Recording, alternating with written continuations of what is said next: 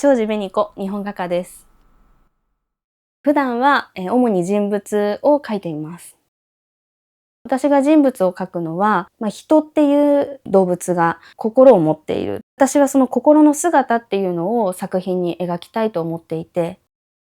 人と人が一つの作品と対話できる瞬間っていうのは、やっぱりその人の姿っていうものが心として現れていた方が、やっぱり共感できる部分があるんじゃないかなと思って人っていうものを描いています。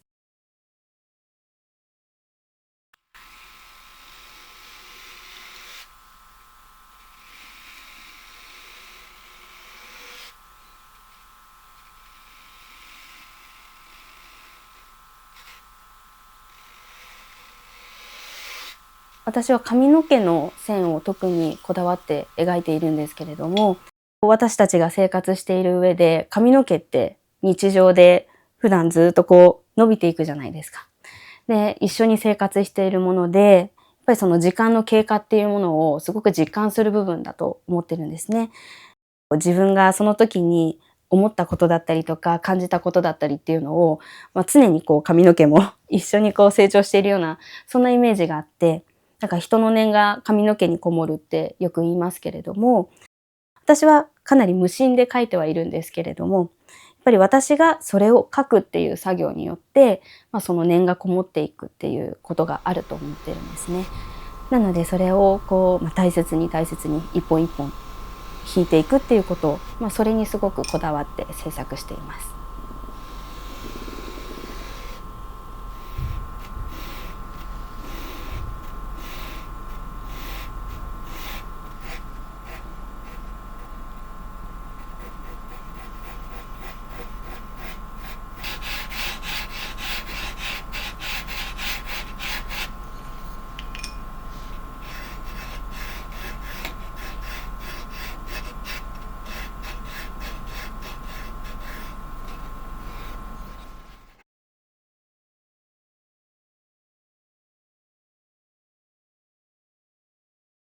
私はよくね、美人画っていうふうに言われるんですけれども、自分の中ではあまり美人画を描いているっていう感覚ではなくて、その心がふとそこに現れたらどんな姿をしているんだろうっていうことで、たまたま私が女性という、存在なので、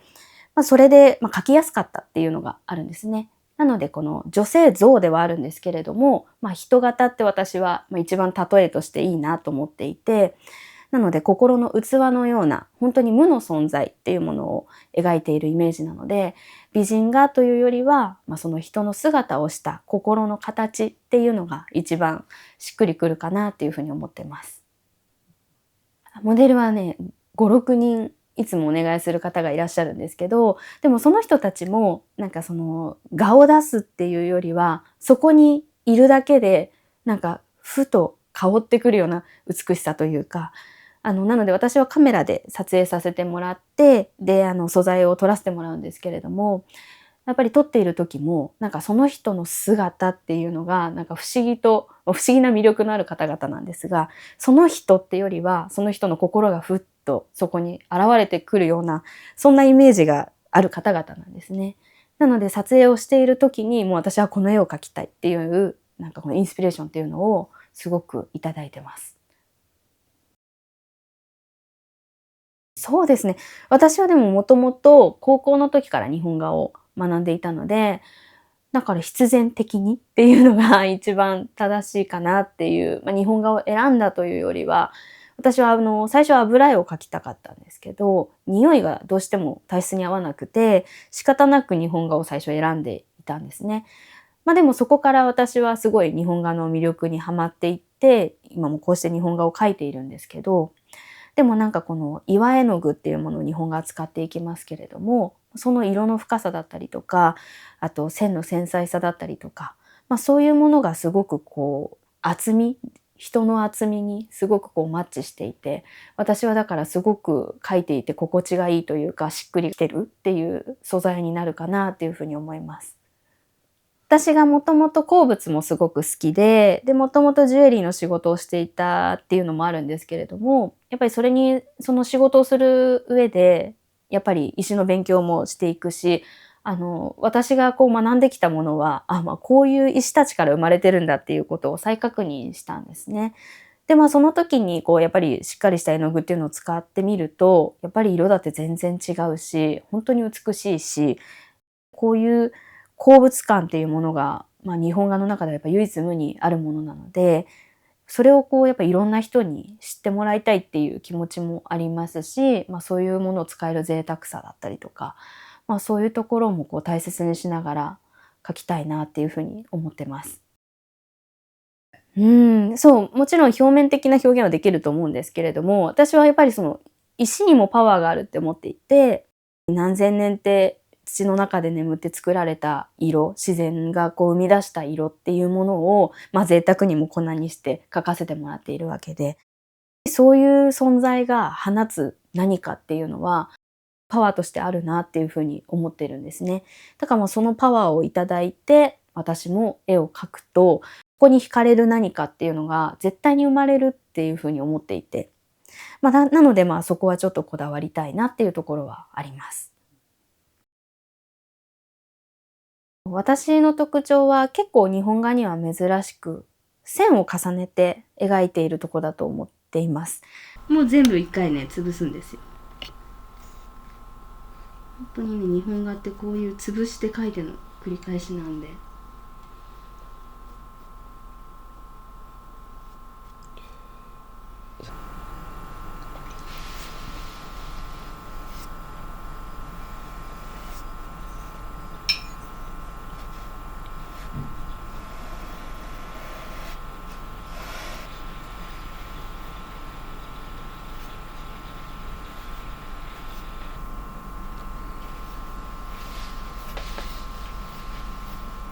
私は結構この塗り重ねをすごい大切にしていて、その塗り重ねることによって、岩絵の具のこう深みだったりとかっていうのもそうだし、自分の気持ちもそうですけれども、どんどんこう厚みと、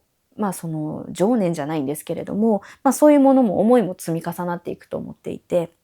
で、やっぱ見た人もその絵の奥行きっていうんですかね、コクっていうのがやっぱりちょっとそれを重ねることによって出てくるなっていう実感はあるんです。なのでこの一つずつ、念を込めるじゃないですけれども、線をこう引いて立体感を出していくことによって、ちょっとずつその絵の良さっていうのが、さらに際立つ気もするし、岩絵の具の美しさっていうのも、際立ってくるし、ちょっとこう厚みは出るんですけれども、通常の日本画だと、こうもうちょっと薄くさらりと描く部分があっても素敵だなとは思ってるんですが、それをすることによって私の見せたい岩絵の具の美しさ、あと線の魅力、そういうものもしっかり伝えられるかなっていうふうに思っています。私自身はすごい無心で描いてるんですね。っていうのも、やっぱりその私の絵を見て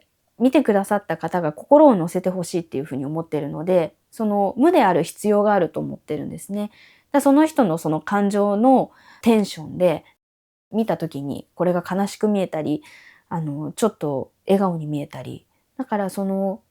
笑顔も描かないし、泣き顔も描かないんだけど、そういう風に見えるっていう、その曖昧なゾーンを描きたくて。そうすると、私がこう気持ちを乗せすぎてしまうと、それが生まれないかなっていう風に思ってるんですね。なので、その分じゃないですけれども、私が、無ではあるんだけれども、伝わったらいいなっていう気持ちだったりとか、手数を加えていくっていうことは、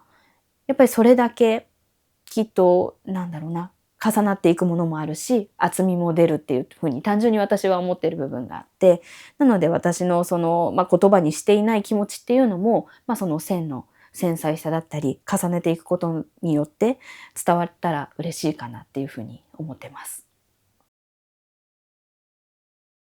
私はですね、その線を引くときに、一番大事にしてるのが、その長く続く、きちんと長く続きながら、あと私は結構粗い絵の具を使った上に線を引くので、どうしても筆が擦り切れて四角くなっちゃうんですね。もうそうすると使えないんですけれども、それをこう耐え抜いてくれるのが、このコリンスキーっていう毛を使っているものが一番私にとっては、長く持つし、筆も丈夫に保ってくれるなと思っていて、もうこれは欠かせない一本です。はい。で、この丸山有心堂さんって大阪の、筆屋さんなんですけれども、こちらもですね、コリンスキーを使った平筆で、もうこれもコシがすごくあって、私はもう平筆とこれと、あとちょっと面相もあるんですけれども、もうほぼこの3本で絵を描いているような感じになってます。で、私今この青い絵を描いてますけれども、やっぱりこの日本画は青がとっても美しいんですが、この藍銅鉱っていう、石なんですけれども、この青い部分ですね。これを粉にして、それを煮皮というもので溶いて、絵の具にして、日本画っていうのは定着させるんですけれども、もうこの粉ですね。もうこれが本当に美しくって、で、こちらの表面もこの絵の具で描いたものなんですけれども、よーく見るとやっぱりキラキラキラキラ光ってたりとか、その生で見たら美しい。だからそのデジタルだと、上がってくる SNS で上がってくる画像だと全然わからないものですけれども、やっぱ生で見ていただくとわかるっていうところが、日本画のすごい面白いとこかなっていうふうに思います。で、私はなのであまり色数を使わないんですけれども、赤だとコチニールっていうものと岩紅、岩赤。これを主に使って描いてます。で、青はもうさっき言ったその群青っていうのを、岩群青っていうのを使っていて、あとはこの雲母ですね。これが雲母の石なんですけれども、それに、ちょっと着色をした、このディープゴールドアフレアっていうものがあるんですが、これをすごくよく使っていて、金泥ではなく、こっちの方が光が綺麗なので、これを愛用してます。今回はちょっと珍しいパターンというか、今まではその無っていうのをすごいテーマにしていたので、背景も描かないし、もう本当に白、黒、赤っていうのを、テーマカラーにしていて、あまり色味っていうものを出さないっていうふうに決めています。それはその気持ちを乗せるっていうことを大切にしたかったので、その概念っていうのをなるべく排除したかったっていうところにつながっていくんですけど、今回の作品っていうのはもうちょっと装飾的というか、一応私の中ではこの丸に関しては鏡のイメージなんですね。鏡を見た女性が奥に見えた世界じゃないんですけれども、見た瞬間に広がる世界観っていう、鏡を見て整えるっていうことは、やっぱりその人がどこかに向かったり、ワクワクする場所に行ったりとか、そういうことが多いと思うんですね。なので、そこの先にあるものっていうのを、背景で表現したっていうのが、今回の作品になります。もともとお花の作品も描いていて、なので、一緒に表現したらちょっとどういう風になるかなっていう私のチャレンジもちょっと含まれているんですけれども、でも今回に関しては、より装飾的にっていうのを意識した部分があって、なので本物のお花っていうよりは、もうちょっと、ドレッシーというか、実際にあるお花よりももうちょっとジュエリー感に近いような、そんな雰囲気では描かせていただきました。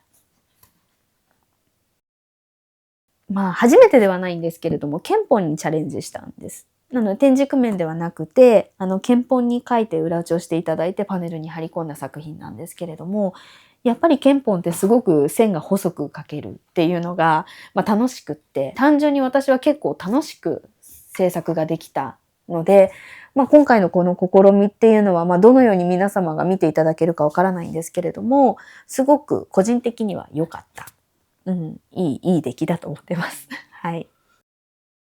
違いますね。より細いと思います。線が。細いと、単純に細かくもっと線が引けるので、髪の毛の線が増えますね。より立体感だったりとか、もうちょっと髪の毛に近くなるかなっていうのはすごい感じます。私はその主に赤、白、黒、青を使って制作していて、その他の色を使うっていうことはほとんど今までないんですね。で、もともとは赤、黒、白のみだったんですけれども、その岩絵の具の美しさをやっぱりいろんな人に知ってもらいたいって思った時に、青はやっぱりすごく美しいんですね。藍銅鉱っていう石を、鉱物を使っているんですけれども、やっぱりそれを使わないのはやっぱり日本画としてっていうところもあって、で、それで青を描くようになったのがだいたい6年ぐらい前なんですけれども。なので今回も、基本的には赤と青を、この装飾部分に使って展開をしていこうかなと思っていて、で、それは、この赤に対比して青っていうことなんですけれども、これは口紅を塗っている女性を今描いているところで、このようにちょっと髪を溶かしている女性だったりとか、鏡に向かっている仕草っていうのを、今後、その他にも制作していく予定の、その一枚ですね。珍しく眉毛がある女性を描いていて、私はこの人型が眉毛があることによって、すごく人物感っていうのが生まれてしまったり、表情が見えやすかったりするので、無っていうところからちょっと離れちゃうなっていう印象があって。なので、眉毛は見えないように黒髪パッツンっていうのを、よく描いているんですけれども、今回は、人がする仕草なので、少しこういうちょっと人間味がある作品があってもいいのかなっていうところで、ちょっと眉毛を出したセンター分けも今描いています。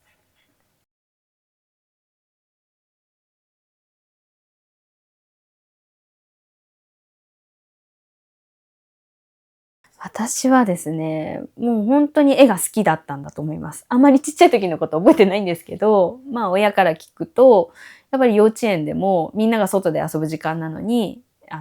外に出ようって言われても私は絵を描いてるんで出ませんみたいな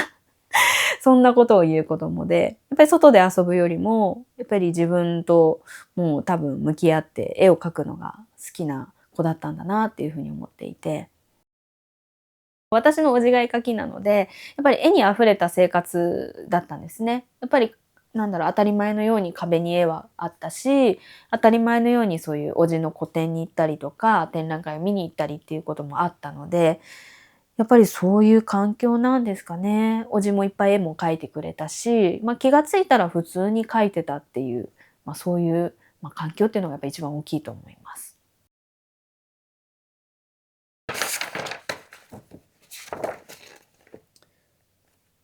一番わかりやすいかな。これかな。もともと私は大学生の時ってものすっごいダークな絵を描いてたんですよ。っていうのもやっぱりすごい多感な時期でもあると思うんで、大学時代って。やっぱりいろんなことでストレスを抱えたり、いろんな思いがすごい、今よりも感情がこういう状態になったので。で、やっぱりそれを自分でぶつけて、結構暗い絵も描いてたりしたんですけど、やっぱその絵を見た人ってどういうふうに思うんだろうっていう気持ちまではあまり考えられていなかったというか、絵を描くという行為自体がその自分の消化だったので、もうざっくばらんに言うと、結構中学の頃いじめられたりとか、あったんですよ、いろいろ。だからそういうものもあって、自分の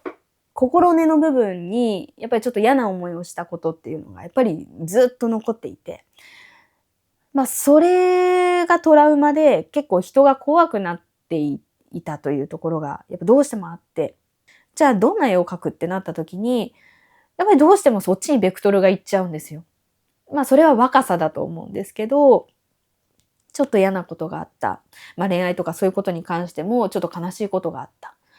た。そうなった時に、どちらかというと、明るい方にベクトルを向けるより、そういう暗い方にベクトルを向けてた方が、私は絵が描ける。そういう思いをしていることによって、絵が生まれるっていう、すごい勘違いを、やっぱり学生の時はしてた。もうその時っていうのはやっぱり自分の辛かったこととか、やっぱそういうことをすごい絵に、ぶつけていたっていうのが近いんで、だから、もう見てる人のことなんて関係なくて、もう私のそのぶつけていることで、評価してっていうすごい独りよがりな作品を描いてたなって思うんです。で、それを教えてくれたのが、その就職してた3年間だったんですけど、私はそのジュエリーのオーダーメイドの仕事をしてたんですね。なので、縦詰めのリングだったり、片身のリングだったり、ネックレスを今使える状態にしたいって言って、新たなデザインを起こしてほしいっていうふうに相談しに来てくれるお客様が多いんです。で、その人とすごい2時間ぐらいお話長いとするんですけど、いろんなお話を聞いて、じゃあこういう形にしたらいいかなとかを一緒に考えるお仕事をして、で、その方が欲しい、求めてるものを私は提供するっていう立場になって。で、これって、絵を描いてた時とはやっぱり全然違う新鮮さがあったんです。すごく楽しかったし、で、それをこうやっていくことによって、で、その商品ができて、で、喜んでくれて、身につけてくれてっていうのを見ていた時に、あ、絵も一緒なんじゃないかなっていうのをすごく思った瞬間があったんですよ。で、やっぱり私は自分の思いだけをぶつけた絵を描いてきたけれども、そうじゃなくって、もうちょっとこの皆さんに、それに対していいって思ってもらわなきゃいけないし、欲しいって思ってもらって、特別って思ってもらえないと、あ、本当の絵じゃないんだっていうことに気がついた瞬間っていうのがあって、で、やっぱそれを思った時に、じゃあみんなが共通して、一つの絵を見た時に、特別って思ってもらえるにはどうしたらいいんだろうって思ったら、やっぱ一つの感情をその子が持つよりも、いろんな感情を乗せられる器の方が、いろんな人に対してアプローチができて、いろんな人がその絵に対して何か思うことができるっていうことに気がついて、その無っていうところにそれを全てこうシフトしてギュッと詰め込んで、そういう作品が描けたら、みんなに見てもらえて、特別に思ってもらえるっていう、そこからなんですよね。で、今はだからすごくこう恵まれた環境で絵を描くことができて、で、結婚もして子供も生まれて、で、すごくいい仲間に恵まれて、大人になったっていうこともありますけれども、その、ふつふつしてたものをちゃんとカバーしてくれる人たちに出会えたし、そういう物事というか人生の進み方ができたので、やっぱりそういうことを経験した自分がしっかりちゃんと絵にしていくっていうことが、今描いているもの、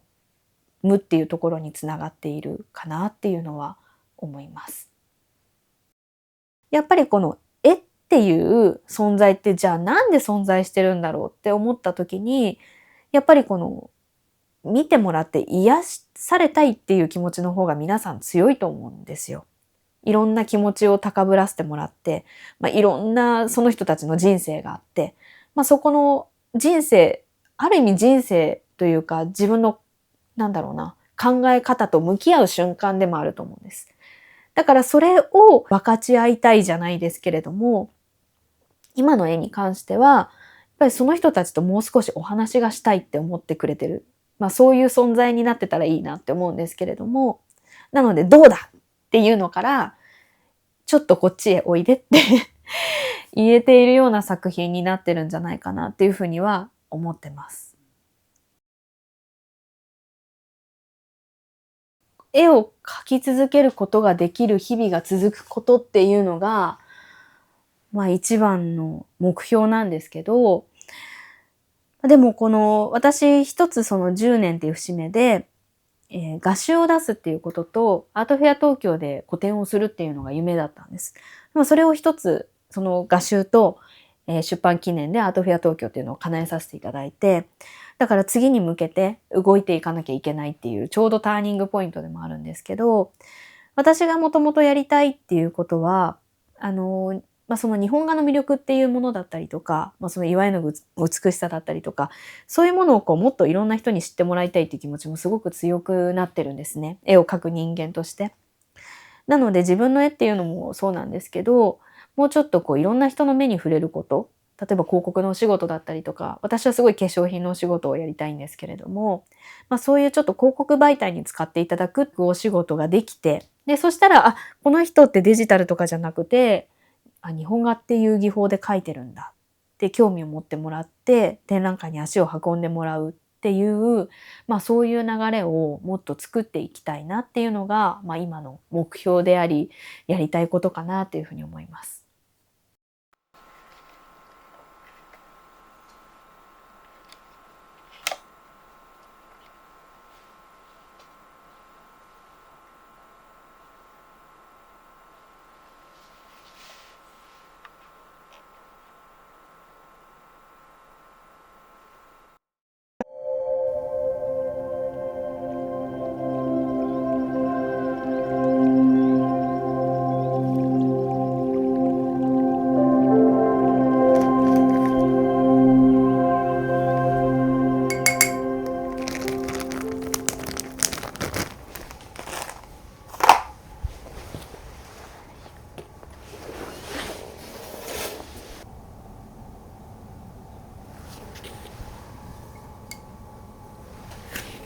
女性が主人公の作品なんですけど、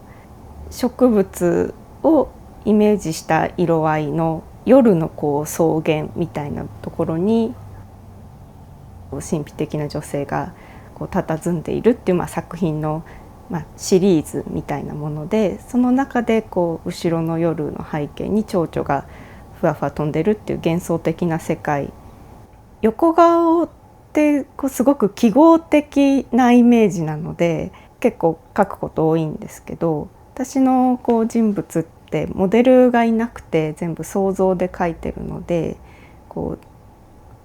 いてる女性自体も、そもそも記号的な存在なので、その中で特に横顔ってすごく、印象が強い、目線が合いそうで合わなそうで合っているみたいな、ちょっと怖いぐらいの綺麗な横顔っていうのを意識して描いてます。基本的に正面顔もこっちを見てる顔が私の作品は多いんですけど、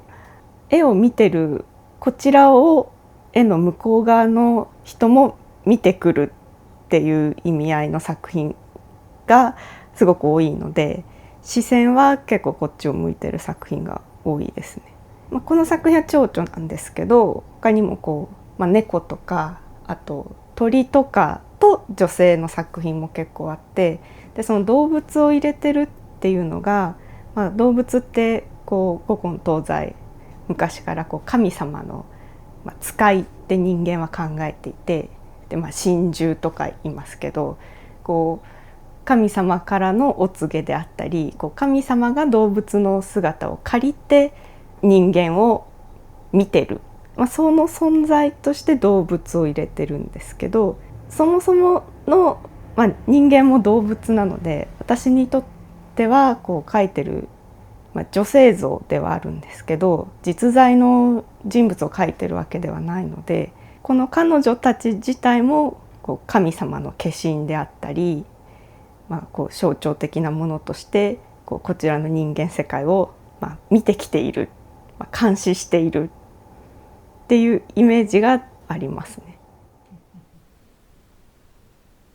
インスピレーション的な意味で言うと、さっきの神話とかもそうですし、ファンタジーも好きなんですけど、哲学が好きで、高校1年生の時にソクラテスの弁明を読んで、それですごい哲学面白いなって思ったところから、割と作品の今のコンセプトに通ずるものはそういうところから来てるなって自分では思いますね。私はその社会評論家とか哲学者ではなくて絵描きなので、その問題をよくするためには何を解いたらいいのか、説法ではないですけど、そういう何を解いたらいいのかって考えた時に出てきた、アイディア、概念とか人の良い行いとか、そういったものを象徴する女性像を描こうって言って、描いてる感じですね。なので仏像とか如来像とかそういったものに近いかなって思いますね。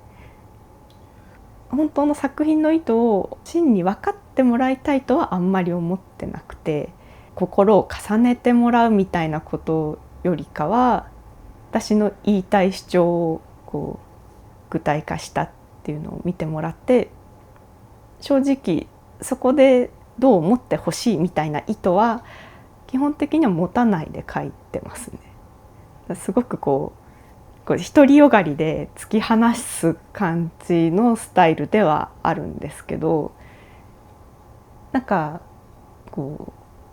それこそ作品書いて、本を読んでってやっていくうちに、そもそも絵ってすごくパーソナルなものなので、それはそれでいいんじゃないかなと私は思って書いてますね。日本画ってそもそも線と面の絵画なんですけど、私の場合はすごく色を多用してて、色の中でもすごく粒子の粗い絵の具を使ってたり、絵肌が激しい部分が多いところもあって、対照的に真っ黒の背景とか、すごく記号的な線の部分は、すごく日本画の伝統的な、スタイルで、その混在が私の作品の特徴だと思ってて、でその混在の中にマットな質感の、乳白色の人物っていうのが異質で映えると言いますか、それぞれの質感が全然違ってお互いに異質なんだけど一枚の絵になるとすごく面白いっていう、そういう調和とか共存してる感じがなんか作品の魅力かな、日本画っていうものの魅力でもあるなと思って、それがすごく好きで描いてます。そうですね、興味ないんですよねそもそもあとこそ日本画で花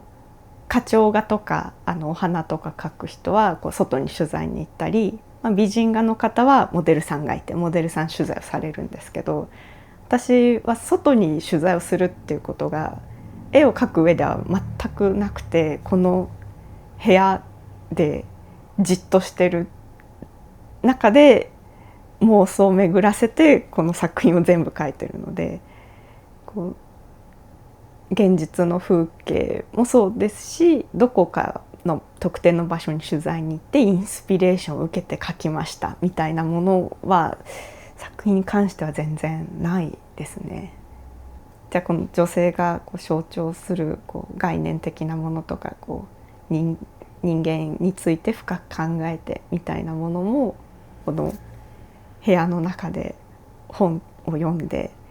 それこそ多分瞑想に近いと思うんですけど、頭の中でって考えてああいう絵にしようみたいな感じで描いてるので、本当完全自己完結型絵画という感じですね。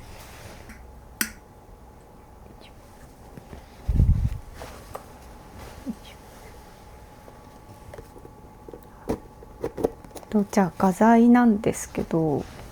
筆が細い描写はこの、面相のコリンスキーの筆を使っていて、これはもう皆さん使ってると思うんですけど、だいたいこのコリンスキーとあとそうですね、側面の章を基本的に使ってます。もうこの2種類が細かい描写のところで、あと人物の細かい描写以外の背景とかカラフルなところ、今回の作品だと植物のところとか、ちょっと抽象的なマチエールの部分は、この鉛筆っていう平筆じゃなくて細い筆をたくさんより合わせて作られてる筆っていうのがあって、これは結構たくさんいろんな種類を持っていて、長さとあとそもそものこのより合わせの太さもいくつも種類があって、太いのと細いものと、あとまっすぐのところと、ちょっとそもそも斜めにカットしてあって、この穂先でちょっと細かい作業ができるっていう筆で、これを太さと長さを何種類も持ってて使ってます。でこの鉛筆を結構使い古すとボロボロになって毛がちぎれて綺麗に描写するのは使えなくなるんですけど、これのちょっとくたびれた筆もこのマチエールのちょっと不規則な描写をするときに逆にこれが良くて、なので使い古しても処分しないで全部持ってて、これはその絵時々で使ってます。であと、人物の白の粉とあと背景とかの黒はもうこの水肥の黒、これは絵の具屋さんに行ったら在庫を毎回あるだけ買ってるので箱買いをしてて、とまあこれも本当中川5分の普通の一般的な5分なんですけど、あとは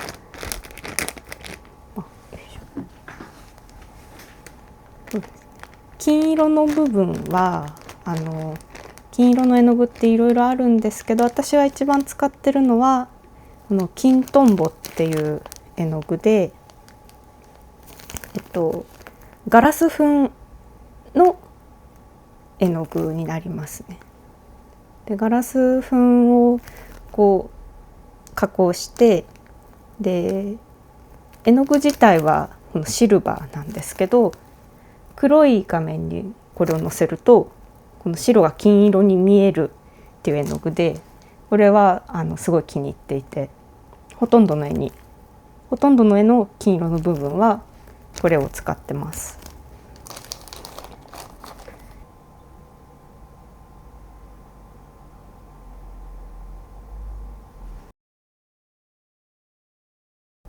私の父が建築家なので、建築家かもしくは建築の何かそういうデザインとかそういうのをしようかなと思って、それも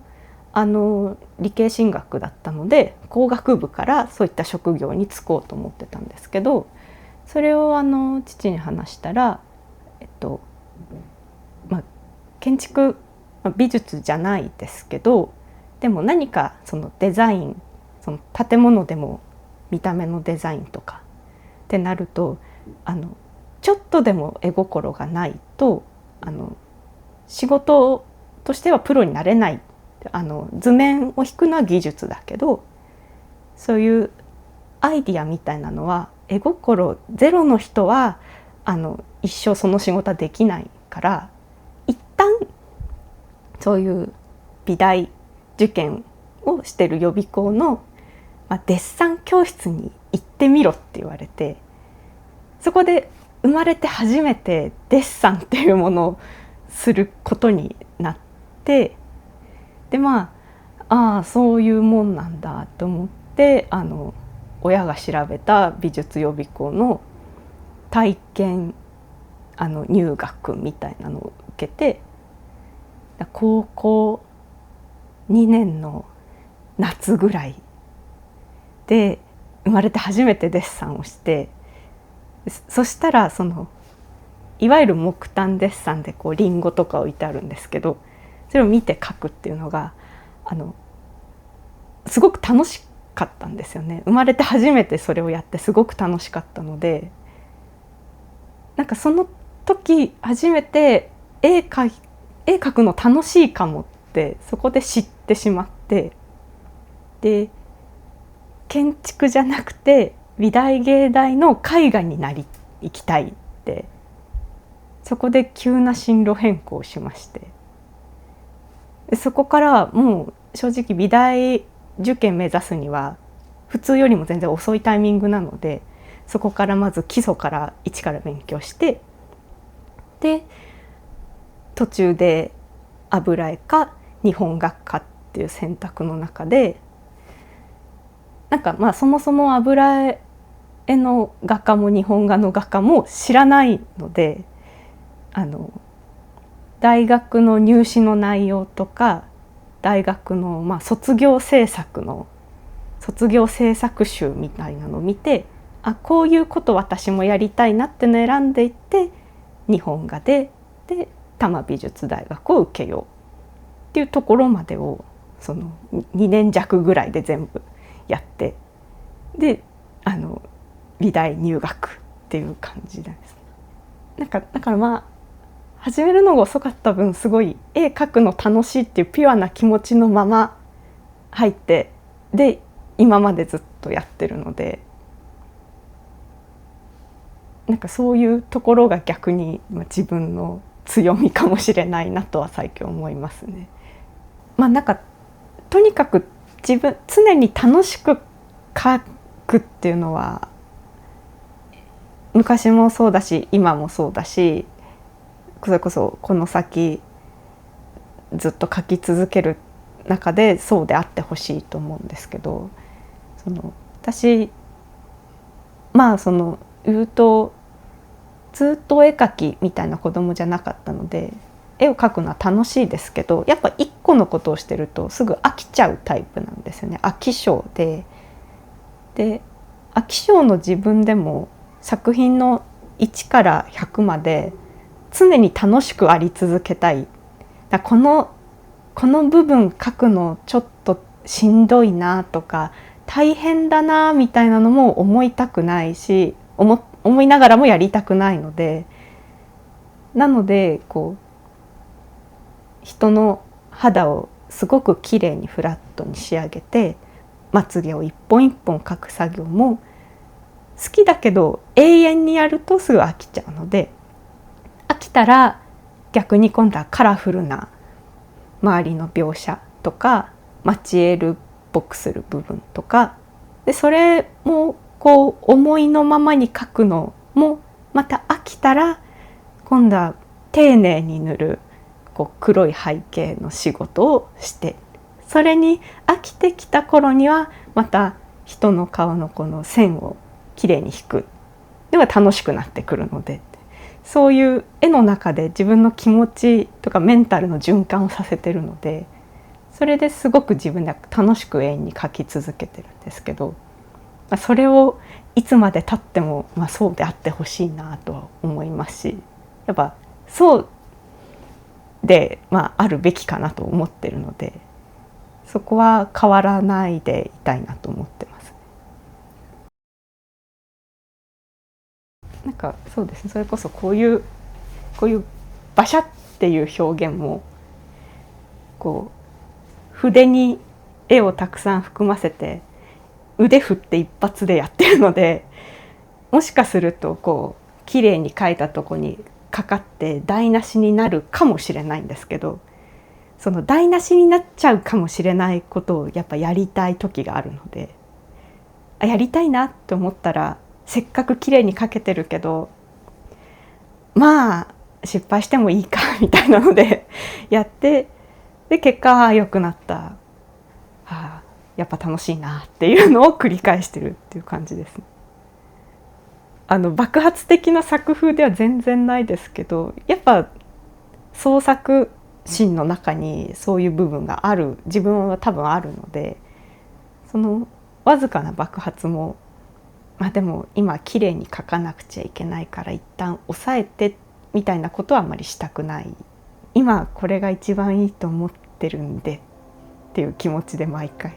発表してますね。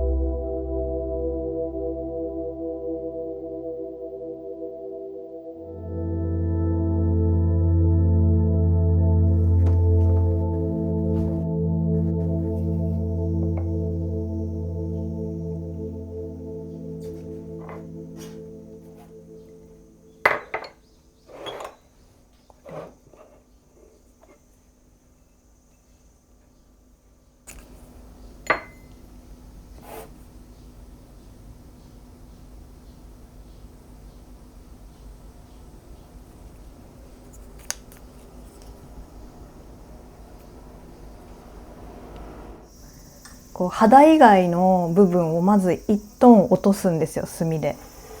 それでこの上から絵の具を塗った時に肌が発光するように見えるようにしたくって、色を調整するっていう意味もありますし、なるべく私はあんまり厚塗りしたくないっていうのがあって、前段階で陰影をこう作っておくっていう気持ちもあって作ってます。今回の個展の DM 作品とかに使わせていただいているモデルさんがこのモデルさんなんですけど、このモデルさん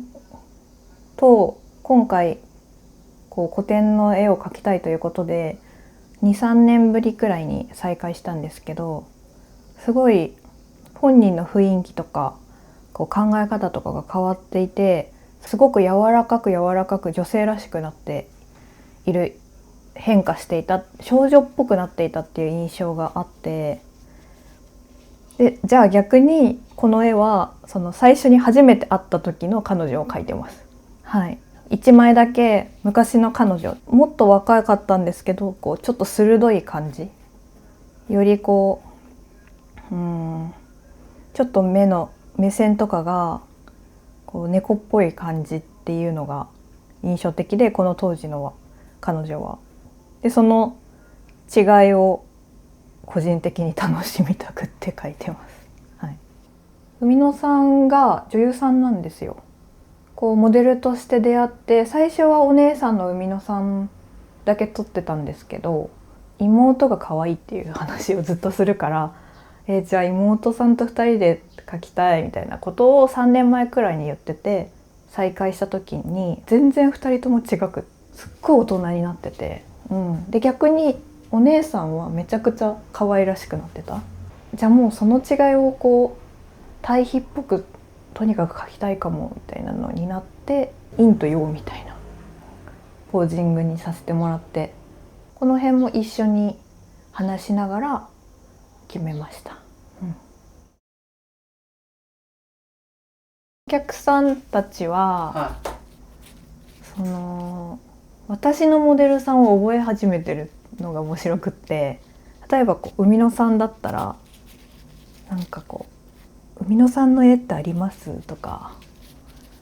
海野さんは女優さんなんでそれはわかるんですけど、その今日後から来ていただく子とかは完全に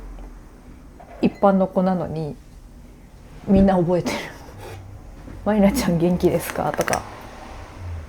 それが面白いですね、私的には。まりなちゃんの絵ばっか買う人もいるし、まりなちゃん何々さんが好きだっていうモデルさんから入ってくる方も多いです。この人がどういう人で、どういう関係性の中でこの絵ができたのかっていうのを知りたい人がすごく多い気がします、私の作品の場合は。いろんなモデルさんを使っている作家さんってたくさんいると思うんですけど、私はその中でもかなりこうモデルさんの個人を見るタイプだと思います。でこうポーズモデルとして描いてるっていうよりかは、人間関係のこう一つとしての関わり、こう作家とモデルっていう関係性の延長で絵を描いてるっていう感覚です。最初から決めてることってほとんどないですね。お洋服とかも本人の私物を描きたいっていう気持ちがあって、持ってきてもらったりとかお家に伺ったりとかしながら、一緒にこの絵にはこの布の組み合わせがいいよねみたいな、そういうコミュニケーションの中でほとんど決めてますかね。最初からこういう絵が描きたいっていう時ももちろんあるんですけど、決めすぎるとこうちょっとわざとらしくなる感じがするので、こういうポーズの絵が描きたいんですけど、どういう風にするのがいいと思うっていう会話から始めるようにしてます。大学2年生ぐらいから人物の絵を発表はし始めてて、大学生まではあんまりモデルっていうよりかは逆にこう平均化した女性像を描いて、表面的に会ったことのあるような女性像にして共感をしてもらえたらいいなと思って描いてたんですけど、卒業してモデルさんをお願いするようになってから、どんどんこう目の前の人に感じる私の気持ち、こう例えばこう素敵だなとか、こういう仕草が似合ってるなとか、そういう気持ちの方が共感してもらえるかなと思って、あんまりこうしてっていう風な自分の意思をこう押し付けるようなことはせずに、本人が自分がいいと思ったことっていうのを私もいいと思いたいっていう感じで書いてます。はい、というか私が楽しいですよ。同じモデルさん、結構私もいっぱいモデルさんありがたいことにいらっしゃるんですけど、何年も何年もこう重ねていくと知らないことばっか気づく。なんかこうもう書き切ったなって思っても、また会うとこんな風な表情もするようになったんだとか気づくことが多くて、そういうのを発見するのがどんどん楽しくなってきてます。はい、最初に日本画材で女性像を描きたいなと思ったのはありふれたことなんですけど、日本画で描かれた女性像が好きだったんですよ。それがきっかけで自分も描けるようになりたいと思って描いていくうちに、日本人として生活してて日本の風土に合わせてこう発展していった日本画材っていうのが一番アジアの女性像の肌に合うなという感じがします。やっぱちょっとアースカラーで、私はそこまで粒子が粗い絵の具っていうのはそこまで使わないんですけど、逆によく使うのは泥絵の具って呼ばれてるような土とかを材料としてる絵の具をすごく使うんですけど、そういう自然の色っていうのがすごく合っている気がします。柔らかく発色してくれる感じが好きです。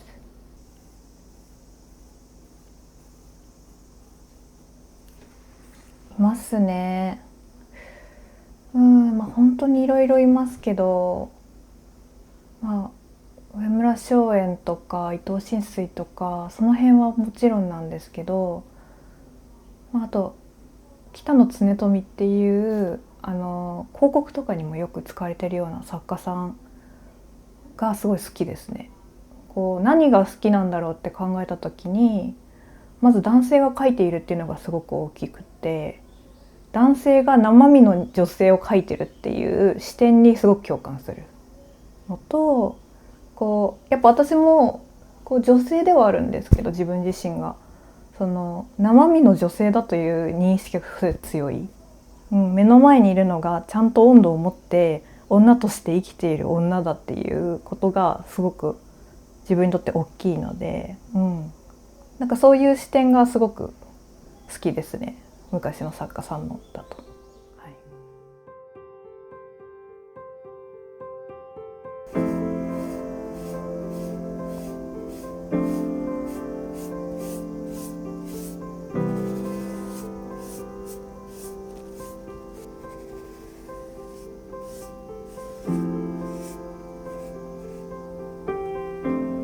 なんて言うんでしょう、陰影ってよりかは温度、体温がありそうなところに置いていってます。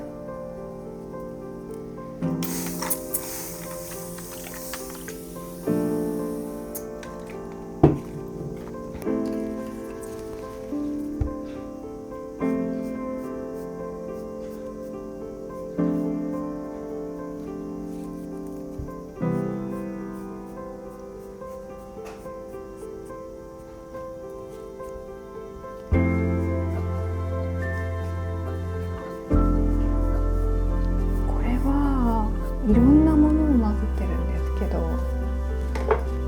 れも泥絵の具って言われてるものですね。土、黄土の土を胡粉っていう白い絵の具で淡くして調整してます。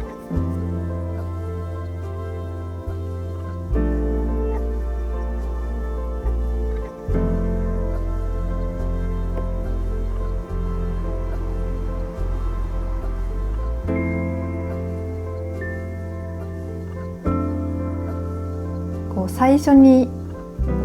こう写真から絵画っていうものに描き起こすっていう段階の時に、これはいい絵になるって思わないと絵の具に入らないって感じです。この瞬間は絶対にいい絵になるっていう風に確信してから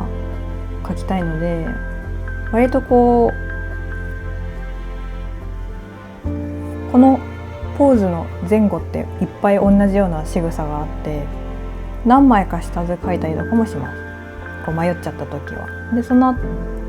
下図を描いて、その実感、これがいい絵になるっていう風な実感に思った方を日本画に描き起こすっていうことが多いですかね。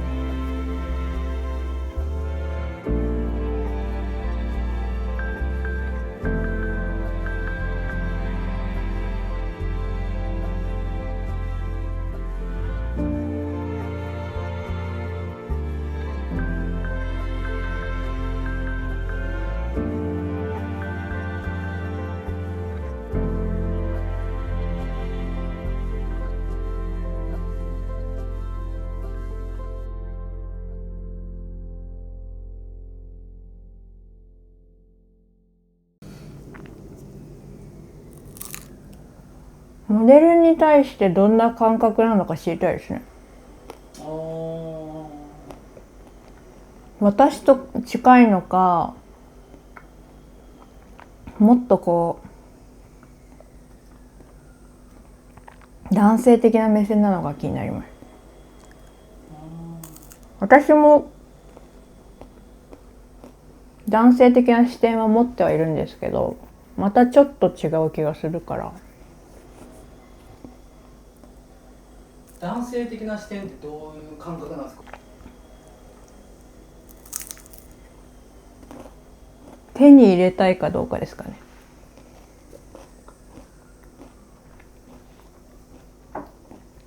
その人を。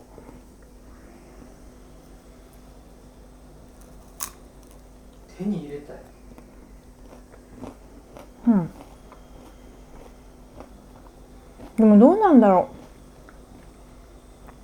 結局なんかそういうふうに思って男性が描いてる女性像を見ると、手に入れるどうこうじゃなくこう崇めてる感じがするから、来賛っていうか、また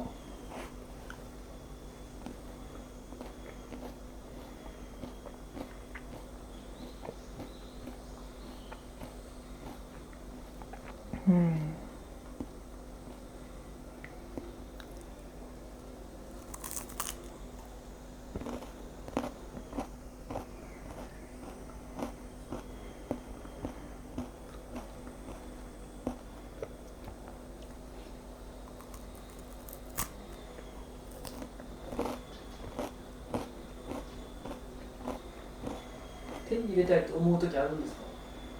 ありますよ。それ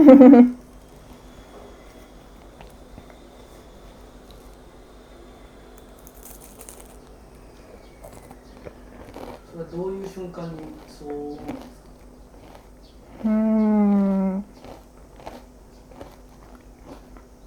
か？個人的な気持ちで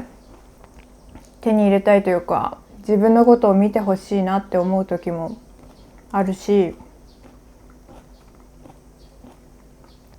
作家として独占したいなみたいなっていう手に入れたいもあります。けどそれが叶うとも思ってないって感じです。それは作品を完成させることでうん何か成就するものだったりするんですか？成就はしないですよ。ずーっとなんかこう寂しい気持ちはありますね。寂しい。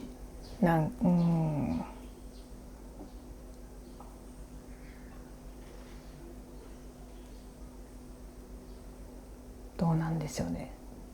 今言葉が全然出てこない。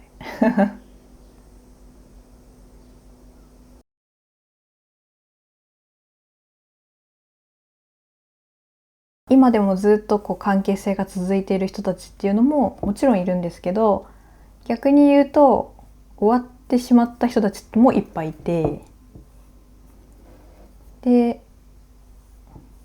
正直こう今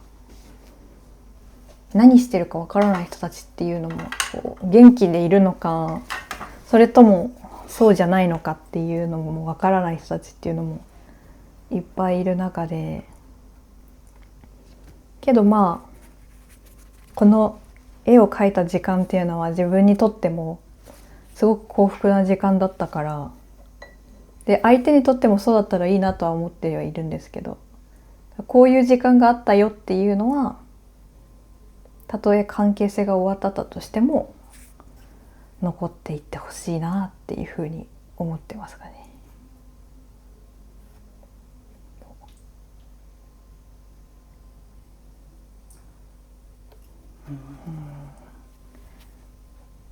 相手から離れちゃうことももちろんあるし、私から離れることもあるので、もう書かないっていうふうに。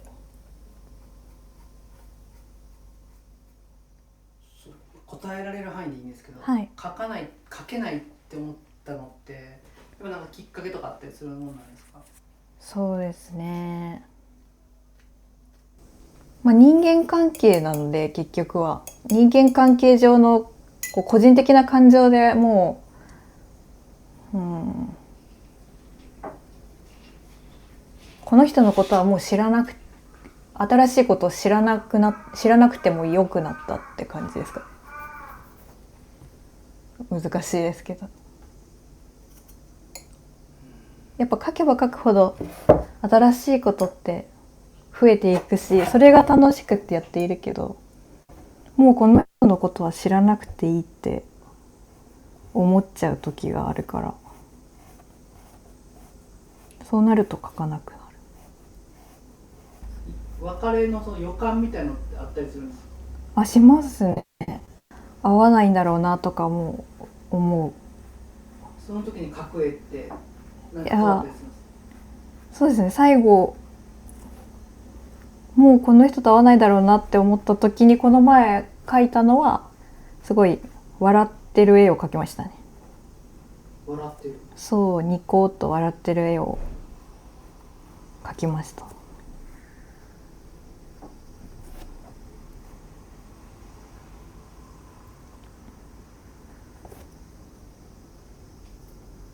そうなんかあんまり来た、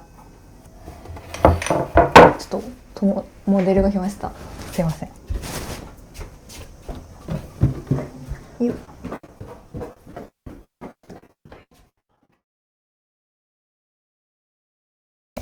片手を後ろに、そうですね、もう一個は手前、そうそうで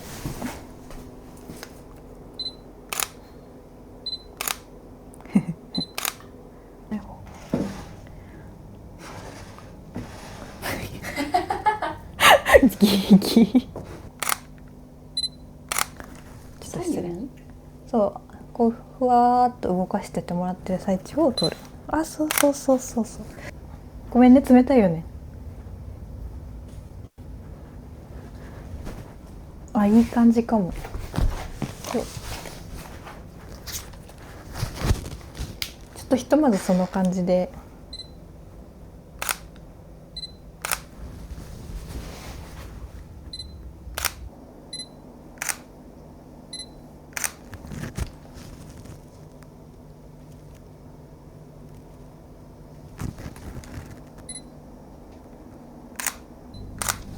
ちょっと触りますね。あ、そうそうそうそう、なんかこう口らへん本当に眠い今、本当に眠い顔してない今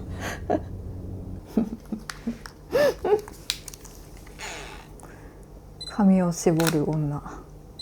すごい。で視線を少し下げてください。あ、いい感じ。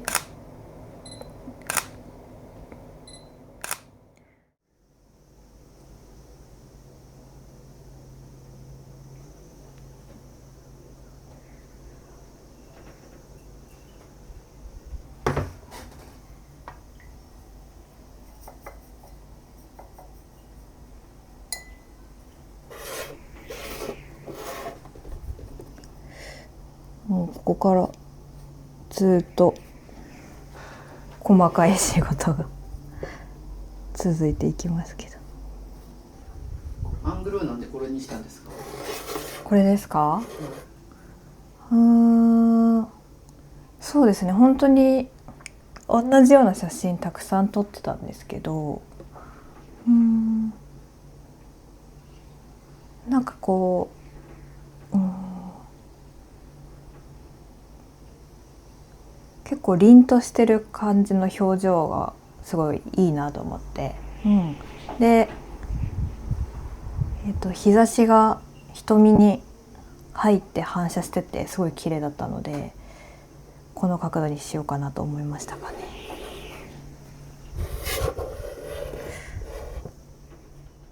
なんかこうモデルさん、はい。ご本人見た時と、今描いてる絵を見比べた時に、描いてる絵の方がもう少しなんか気だるさみたいな、好きかな、気だるさみたいな感じるんですけど、それってなんかこう意識したデフォルメしたというか、なんかあるんですか、そういうの？そうですね、結構この作品に限った話じゃないんですけど、どの作品もこう目の力は少し弱める気がします。そのやっぱこうあんまりこう私は強い意志みたいなのは作品に入りすぎないようにしたいのがあるから、隙間的意味で彼女の目ももうちょっとこうガッと開いてる感じだったんですけど、それは意図的に弱めてます。弱めることでどういう効果というか？そうですね、なんかこう、やっぱこうちょっと下げたんですよ、この本物彼女の瞳の目線よりも。それによってちょっとこう予感が生まれる感じを意識してますかね、いつも。予感、このあと目が少しこううつむいていく瞬間みたいなというか、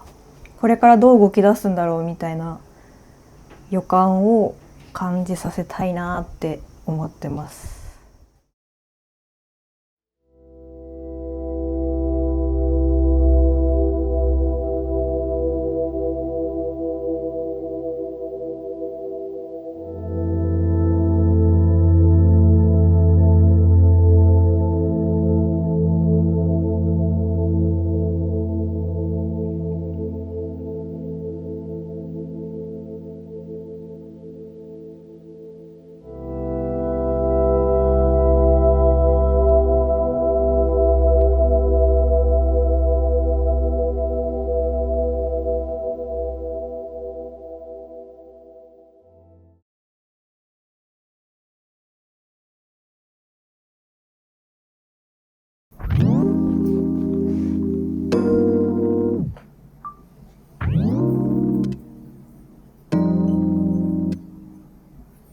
日月美和です。日本画を描いてます。和紙に岩絵の具で花を描いてます。一回この花びらを描き起こしているんですけど、この下絵の通りに上に絵の具を重ねていくと、花びらの重なりがもともとどういう意図で描いてたかが全然わかんなくなっちゃうんで、どっちの花びらが上かとかをこう見ながら描かないと奥行きとかがわかんなくなるんで、形を照らし合わせながら描いてるみたいな。塗る筆と、でそのままだとちょっと濃いというか強いので、ちょっと取って弱くする筆みたいな。淡い感じが出てるのは、その太い方の筆でですか弱めてるね。そうですね。なんかちょっと余分なところの水分を取ってるみたいな。端が濃くて真ん中ちょっと薄いとか、こういうなんかちょっとそういう感じに描きたくて、全部を濃く塗っちゃうとペタってなっちゃうんで、こう薄い花びらなのであんまりベタ塗りをしたくなくて使ってる感じですかね。陰影っぽく見えてるんならいいなぐらいですかね。つけようと思ってつけてるというよりは、そうですね。どちらかというと画面上の濃淡を自分は意識して描いてるんですけど、全部が濃いよりは薄いとこ濃いとこある方が、花びらの、なんていうかな、ひらひら感が出るというか、結構こういう桜とかボタンとか芍薬とか薄いやつはとにかくもう薄く描きたいっていうのをなんとなく思ってるかもしれないです。なんか派手にポテッと描くこともできるじゃないですか。やろうと思えば。それはやろうとか思ったことあったりするんですか？なんか、昔は多分もっと強いの描きたくて、私が描いてる絵って私本人を見た人が、こうすごく私らしいって言うんですよね。なんか私が描いてそうな絵を描いてるって言われるんですけど、でなんか、そうじゃなくて、この人がこんなん描くんや、みたいな、こう強い、かっこいいのっていうか、を描きたいなって思ってた時期もあったんですけど、なんかそういう意識で描こうとしても、仕上がった作品をこう見た方がなんか、みやちゃんが描くやつはいつも本当に優しいね、淡いね、みたいなのをいつも言われるんで、多分私が意識して描いても、そんなに一般的に見てめちゃめちゃ強いにはならないっぽくて、無意識のなんか描き癖みたいなのが、もしかしたらあるんかもしんない。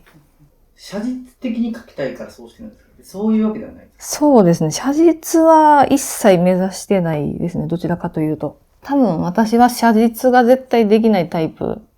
で、油絵やってた時とかに、こう写実を描きたくて頑張ってみた時期があったんですけど、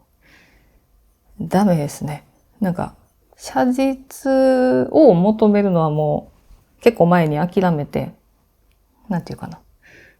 伝わればいいっていうルールにして書いてるんで、らしさが出るっていうのを一番意識して書いてるかもしれないですね。ちょっと一瞬撮ってもいいですか？はい、すいません。本当に些細な、なんか一個の作品が出来上がるまでの制作過程を今は動画で撮ってますけど、10年ぐらい前か。ちょっと縫っては写真撮って、ちょっと縫っては写真撮ってみたいな、制作過程を自分の中で保存してたんですよ。それを写真、スライドショーにして、動画にして、こう家族に送ったら、なんかあんたすごいやんってなって、で、その家族が他の友達に娘がこんなん書いてんねんって送りまくるのに、なんかいちいち動画を送るんやと、なんか重いしめんどくさいから、みんなが見れるようにしてくれって言われて、じゃあ YouTube に上げとくわって言ったとこから始まりですね。それでもどれぐらいやってるんですか？その多分一番最初の動画を上げて、それが多分15年なんで10年ぐらいですかね。多分。ですね。でも、それは全然本格的にじゃなくて、たまにスライドショー、BGM つけてあげるだけみたいな感じだったんで、その頃はメイキングばっかりで、技法講座みたいなのは全然やってなかったんですよね。技法講座やり出したのは、20年からですかね。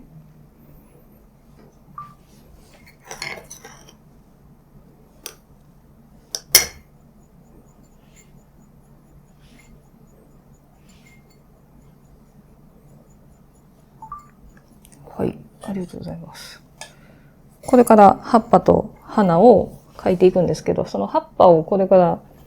色入れていくのに、ちょっと、影っていうんじゃないけど、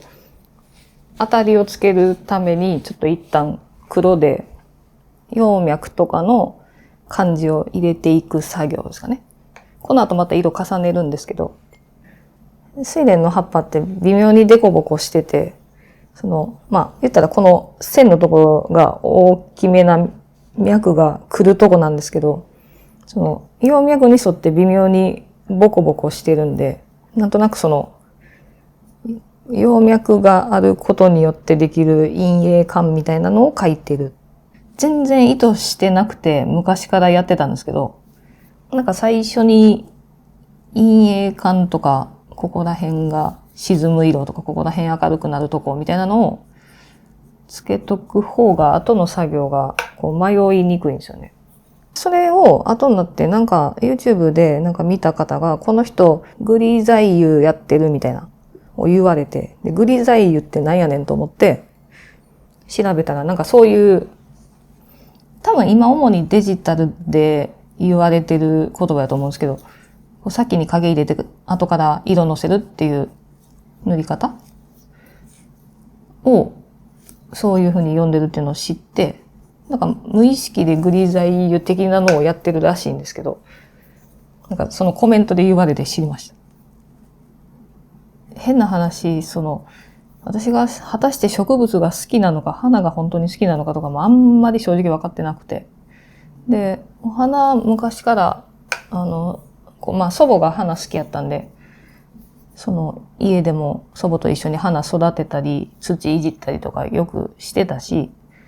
で、実際、華道のお花のお稽古とかも、もうずっと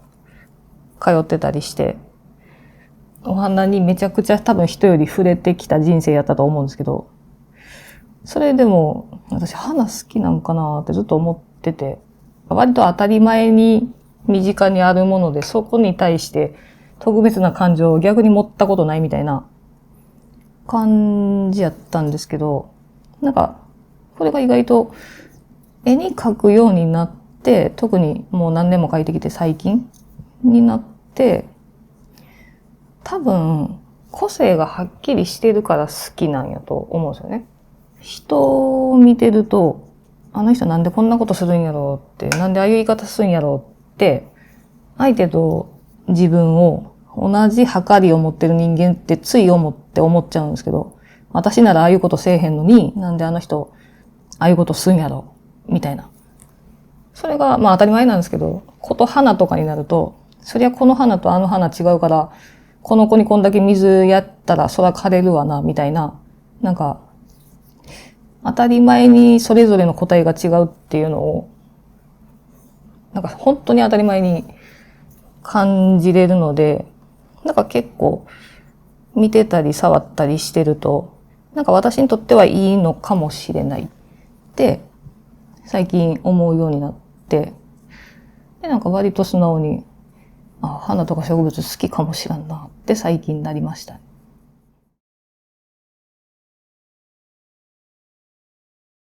火炎木っていう植物の花を描いたものなんですけど、漢字で書くと火炎木って本当に炎の火炎に木って書いて火炎木なんで、その名前の通り結構本当にこう火が燃え上がってるみたいな形のちょっと変わった花で、なんで今回これを描いたかなんですけど、私が今年で画業10周年なんですよ。10年前の2015年に日月美和として初めて個展をしたんですね。でその時にもその個展のメインの対策として同じ火炎木の花を当時描いてて、10周年の個展やるっていう時に自分的にはこの10年振り返ってのなんかこう思い入れのある花を描きたいって思って、他にも何度も描いてきた大好きな花とかいっぱいあるんで、何を描こうかなっていうのは考えたんですけど、初個展で描いて以来一回も描いてない火炎木、なんかあの時の自分と10年経った自分、今もう一回描いたらどうやろうっていうのをなんか自分でちょっと見てみたくなって、で、同じモチーフをもう一回描いてみようって思って、今回火炎木描きました。火炎木だから、こう燃え盛ってて火の粉が散ってるみたいにちょっとしたかったんで、この白とか砂子でちょっとキラキラを散らして描いたっていうのと、あとここ下が半円になってるんですけど、半円になってるのは仏さんの後輩みたいなイメージで、ちょっと装飾のある美しい背景みたいなのを描きたいっていう気持ちがあって、銀箔、さっき描いてた桜にもその銀箔付きの部分貼ってるんですけど、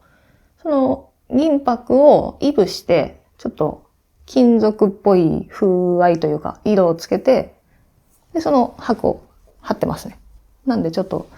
めちゃめちゃメタリックな感じになってると思うんですけど、もともと綺麗な銀色ですね。水平絵の具なんですけど、自分的に可愛くしたくて、ちょっとシールとかを自作で作ったやつですね。箱とか。作りました。私はよく最初に水平絵の具を流して、こう画面の下地を作るんですけど、絵ごとにこういう感じに最終仕上げたいからこういう感じの色にしようっていうのが、なんか決まるんですけど、いや、どうなんやろ。最終的にそれで合ってるのかどうかは自分でもわかんないんですけど、なんとなくこの絵はこの色かな、みたいなのを水平絵の具の中で選んで、巻くんですけど、滲みを作る感じになるんで、結局絵の具がどう動いて乾くかが運次第なんで、時々、この滲み本当に最高やわっていうのもあるし、よほど気に入れへんやつは普通に破って貼り替えるんですけど、そこまでいけへんかったらいいんですけど。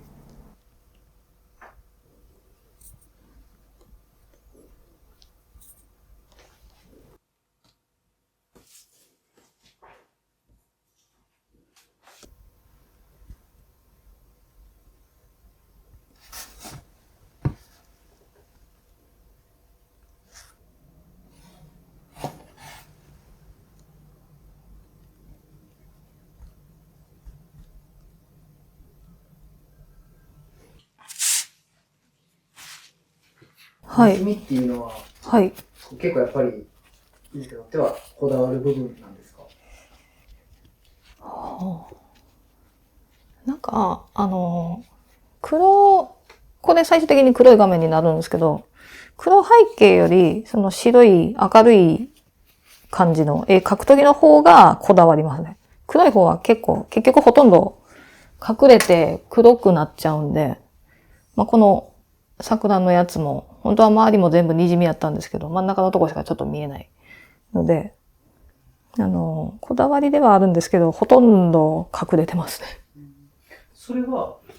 黒く塗っちゃうと、その滲みっていうのはもう跡形もなくなるものなんですか？うっすら見えるぐらいですね。完全に消すとことうっすら見えるとこと分けて塗るんですけど、完全に黒くなっちゃうと、塗った意味あるんぐらい見えなくなりますね。今選ばれてる色って、その描く花に対応してるんですか？そうです、そうです。描く花ごとに変えてますね。6割ぐらいはこれも黒くなりますかね、多分。それでもこの背景をやるっていうのは、なんでなんですか？滲みをやるっていうのって。なんかやっぱ下にちょっと透けててほしいんですよね。細かくて伝わってるかわかんないレベルなんですけど、なん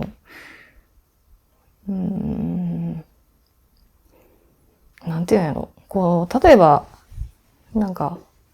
風景の意識で花描いてるときは、この花が、もうちょっと向こうにも続いているような、例えば桜とかの花のなんか描いてるときとか、向こうにもうちょっと奥行きあるんですよって感じるのに、花のとこだけバシって描くより、ちょっとふわっと向こうに似た色が滲んでる方が、同じ色に染まった空気が見える気がして、ちょっとこれの場合はちょっと違って、花の香りが広がる感じに描きたくて、この絵は。なんで、香りがちょっとしそうな感じにするのに、岩絵の具だけで描くと、私多分硬くなっちゃって、なんていうの、あんまりいい匂い感が出せなさそうなんで、ちょっと水平絵の具で下地作っとくと、なんか広がりを意識しやすいっていうか、もう自分のちっちゃいこだわりですけど、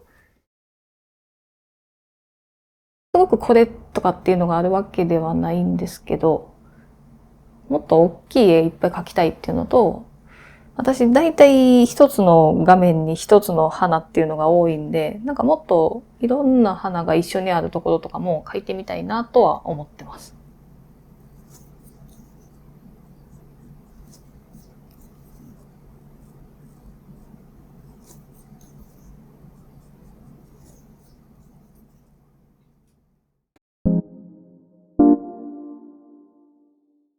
大竹彩奈です。日本画家です。普段は着物を着た女性を主に描いてます。これいつも描いてる絵絹なんですけど、絵を描く専用の絹です。絵より一回りぐらい大きい絹枠に周りだけ糊をつけて絹を貼っていくんですよね。ピーンと晴らした状態で乾いたら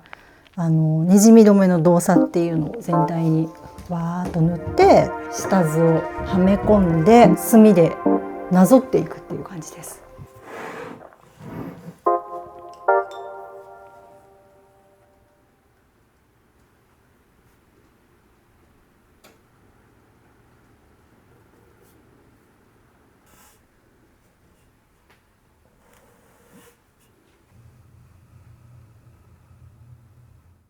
表から描いたり裏から描いたりもするので、一回これ多分今回マスキング液で抜いてバーッと色を入れて、でマスキングを取ってそこに色を入れていくっていう感じかな。背景に1日、着物に2日、髪の毛と肌、人の部分に2日っていう感じです。今回初めて描くモデルさんなんですけど、20歳のすっごいいい可愛い子なんですけども、こんな若い子を描かしてもらうの久しぶりっていう感じで、自分もすごいテンションが上がってるんですけども、これはなのでテーマとしては初々しさみたいなものが出るといいなと思って描いてます。初々しさが出るっていうのは、それは表情的なところなのかな。そうですね、表情ですかね。表情とか、この段階で気をつけるっていうとフォルムの張りみたいなものですかね。顔の輪郭とか目元のはっきりした感じとか、彫刻刀で彫ったようなパキッとした立体をしていて、それがなんかすごいやっぱり陰影が魅力的なんですよね。そのはっきりした感じが。なのでその感じ、その辺が出るといいなっていうのは思ってます。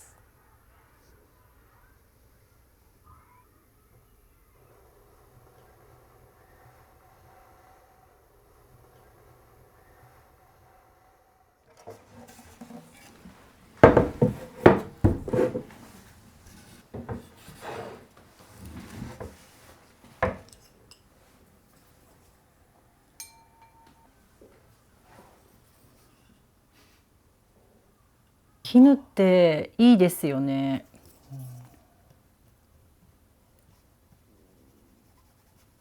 紙もいいんですけどね、紙は紙で。なんかこの染み込んでいく感じが肌に合ってるっていうか。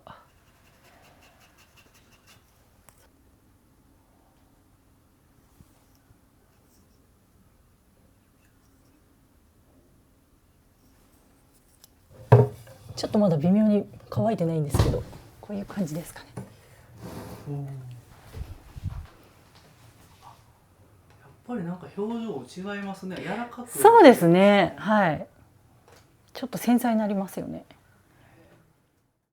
なんかとはいえ私別にそこまでその人の人となりを描きたいっていうタイプの作家ではなくて、美しければいいってとこがあって、自分の好みの人だったらとにかく描きたいっていうのがあるので、なんかそこまで内面性がどうとかはないんですけども、なんか自然ともうモデルさんたちとは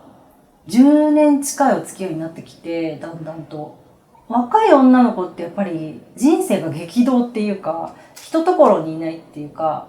なんか仕事だけやってるわけにもいかないみたいな、なんかやっぱり結婚のためにどこかに行かなきゃいけなかったり、出産のタイミングを考えてたりとか、なんかそういういろんなことがやっぱり女の子ってあるなって最近特に思うんですけども、最近は自分が年を取ってきて、やっぱりなんか老いって凄まじいものがあって、老いによる変化とか思い通りにいかなさとか、この瞬間を残してあげたいみたいな気持ちに、あげたいじゃないな、残したいっていうのがすごい強くなってきて、もう今のこの瞬間のこの若い美しさとか尖ってる感じとか、もうそういう全体的に捉えたいなっていうのが最近は出てきましたね。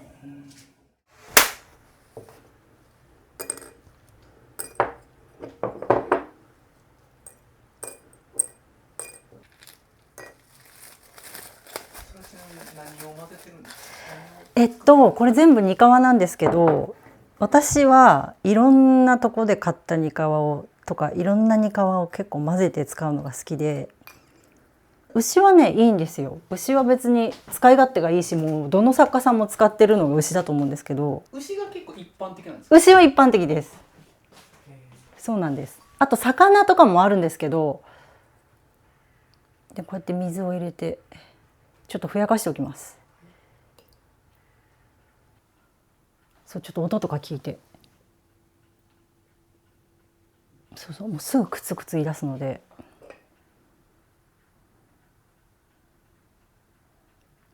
ちょっと今日湿気があるので水少なめにしてます。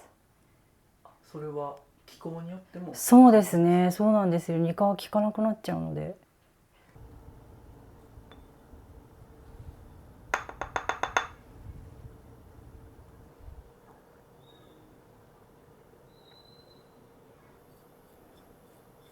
ただまとまってこれを丸くなんか団子みたいにするんですよ。団子みたいにしてそれをなんか皿に100回叩きつけるっていうなんか工程があるんですよ。その100回っていうのはなんかね、技法書には大抵そう書いてあるから、そうなんですよ。もうなんかもう昔から行われていることだから、もうそれがちょっと果たして本当に必要かどうかって感じで、多分100叩きをやってない人も今多いらしいんですけど、なんかそれ私も一時やってなかったんですけど、なんかやっぱり顔とか描くのになんかやっぱりちゃんと100叩きをやった方がこう目の細かい5分に仕上がるような気がして、結局やっちゃってますね。あともう最近はもう毎日こうやって5分を練ってるので慣れましたね。もうこういう風になるじゃないですか、そしたらこうバーンって叩くんですよこれ100回？そうですそうです。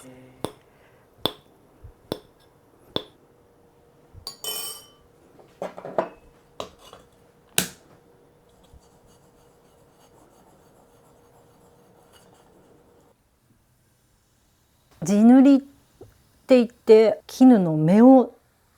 潰すっていうか、この後の絵の具が食いつきやすくなるし、発色も良くなるんですよね。よく見ると絹の目が見えるので、目を潰すと筆がよく乗るというか。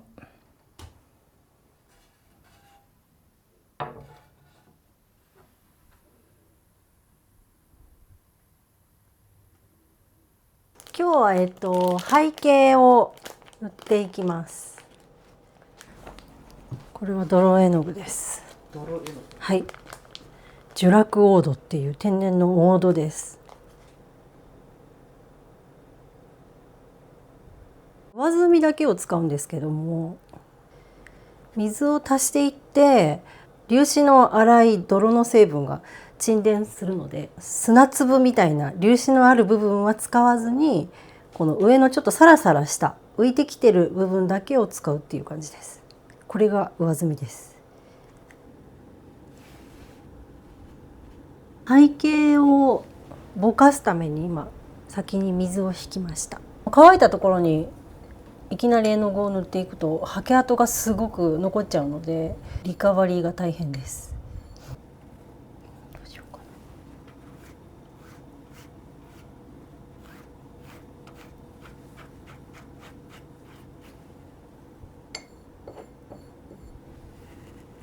背景すごく難しくって、結構毎月って言っていいぐらいやり方が変わるんですけど、最近は上澄みを薄くかけるっていう方法に落ち着いてます。ちょっと前までは上澄みだけじゃなく割と全部バーッと混ぜて裏から彩色して、でもすぐ表具屋さんに表具してもらったりっていうこともしてたんですけど、最近はこのやり方をちょっとやってみてます。この辺はボワーッと暗くて、この辺はボワッと明るくて、この辺だけちょっと緑みがあってみたいな、そういうイメージをそのまま絵にできたらいいんですけども、ちょっとそういう風にする力量技がちょっとないものですから、いろんなことをしてみている段階っていう感じなんですよね。湿度がある日に背景をやったかどうかとか、絹に水分が含まれてたかどうかとかでも、その失敗とか成功がだいぶ違ってくるので、なんかすっごく微妙な問題なんですよね、毎回。だから例えばこのやり方ですっごく成功した絵もあるんですけど、次に描いた時は全く同じやり方したのになんかすっごくムラになっちゃったりとか、あと絹の繊維がビーってなんか濃く出てたりとか、毎回なんか違う問題がすごい出てくるので、1工程ずつ失敗をリカバリーしながら進めていくっていう印象です。この後はもうちょっと背景を濃くして、それから浴衣を描いていくんですけども、今回浴衣裏彩色しようと思っていて、これが表なんですけど、この裏から色を入れていくのに左右反転した下図を準備していて、この透けた状態で浴衣の模様をマスキングでなぞってこう描いていくっていう作業が次。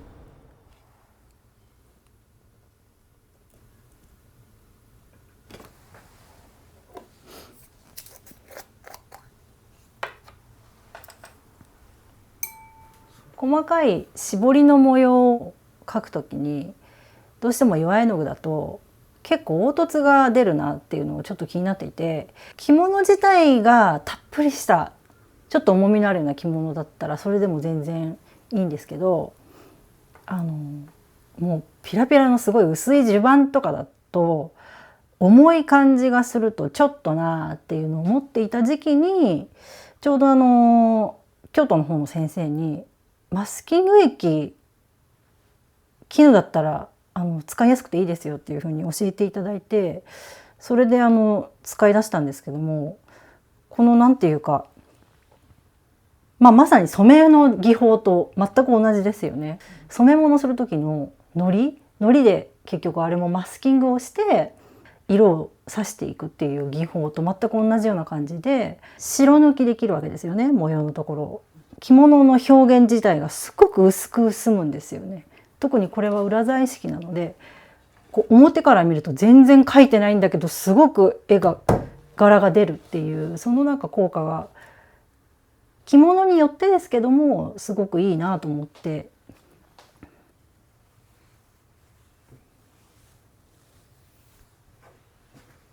始めます。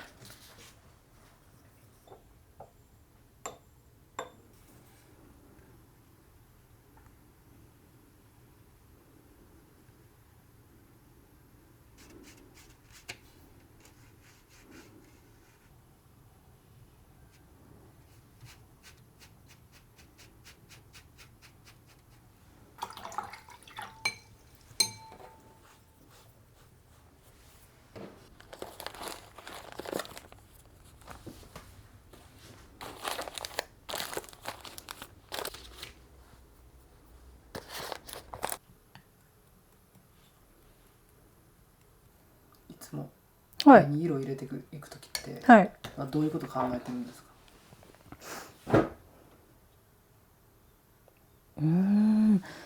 そうですね。なんかこの浴衣のバランスって何なんだろうっていうのは結構考えるようにしてるかな。例えばこう緑は緑、青は青とかこはちょっとぼかしてとか、ただなんか写すだけだと仕上がった時にあれ雰囲気違うみたいになることが結構あって、この着物だけをものすごく再現してしまうとこうなんか強すぎたりとかするので、なんていうかその着物のバランス、どういうふうに成り立ってて綺麗に見えるのかっていうのを割と気をつけて描くと成功することが多いような気が最近はしてます。ちょっと研究段階です。全然まだ。どの段階ぐらいでこう、はい、完成の雰囲気というかトーンが見えてくるもんなんですか？それが裏打ちしてもらうまでちょっと分かんないんですよね。裏打ちしてもらって初めてなんか裏打ちしてもらうとね、その裏打ちする時ののりの加減で絵の具が濃くなるんですよ、一段階。なのでそれを見て加筆する色とかも決める感じなので、割とまあだから先を見越してあんまり濃くしすぎないっていうのも結構気をつけポイントかもしれないですね。やっぱり日本画ってすごい水が大事なので、どのぐらい湿らせた状態で絵の具を入れるかとか、もしくはちょっと乾いた状態でカサカサのハケでバーって鳴らすこともあるし、まあいろいろあるんですけども、なんかそれが多分近代の日本だったらすごい有名な画家さんに弟子入りしてとにかく教えてもらえたと思うんですよ。教えてもらえなかったとしても弟子入りして見て覚えるってことができたと思うんですけど、それが全くできない状態なので現代の画家さんって。だからもう自分で模索するしかないんですよね。なんかこのぐらい動作が効いてるとこういう表現ができるとか、でもこのぐらい動作が効いてない方が発色はいいかもとか、でもそうすると裏打ちした時にちょっと取れるとか、もうなんかいろんな要素がありすぎて、もうなんか一枚の絵を成功させるっていうのに毎回難しくって、もう本当にいつも私そればっかり言ってるんですけども、そんな感じです。だからなんか他の作家さんの絵とか、特に絹使ってる方の絵とか見るともういつも気になってしょうがないですね。もうなんでこんなに綺麗に描けるんだろうとか、ここってどういうふうにやったんだろうとか、もうなんか落款一つ綺麗に押されてるだけでどうやってやったんですかみたいなって感じです。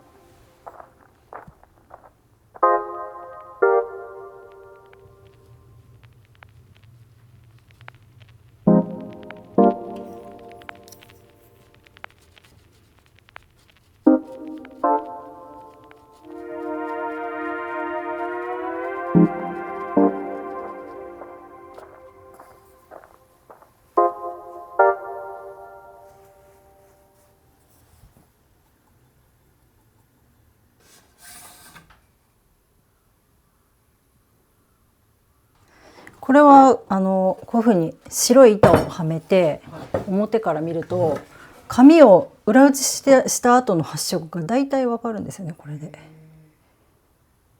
なのでやっぱりもうちょっと濃くした方がいい。もうちょっと濃くします。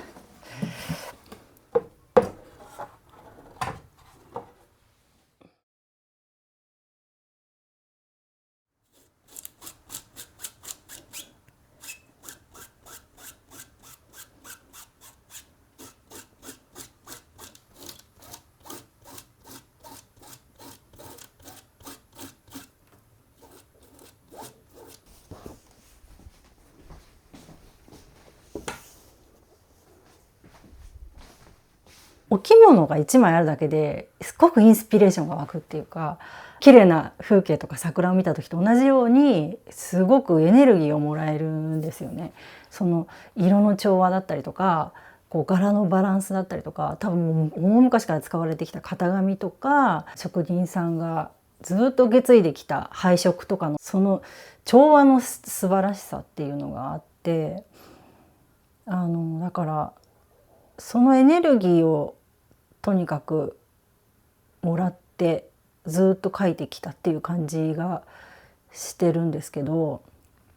なんかそれと同時にそれをまとってるこう女性まで魅力的というか、何かありそうな深みをもたらしてくれる日本の女の子の良さみたいなのが最大限引き出されるような気がしてます。本人たちにそういう気はないのかもしれないですけど、なんかちょっといつの時代を生きてる女の人かわからないみたいな雰囲気に突然なるんですよね。そのなんていうか今を描いているっていうわけじゃなくて、昔を描いているっていうわけでもなくて、なんかもうただただそこにある生きているその人の魅力を描くみたいな状態になることが結構面白いんですよね。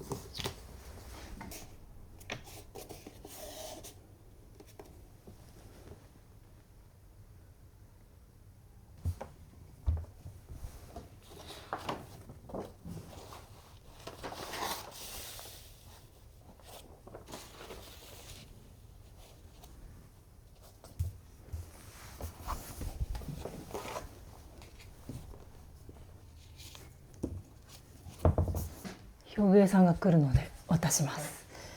パネルと絵を渡します。パネルと絵を渡して、はい、それを表芸さんが貼り付けてくれるという。そうですそうです。これに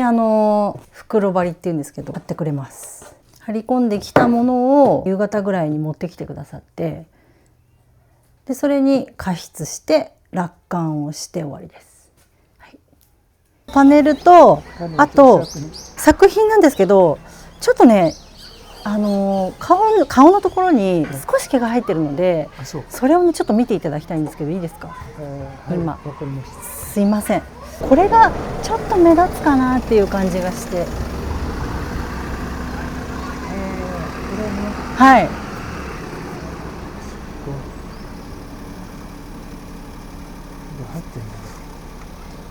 わかりました。じゃあすみません。はい。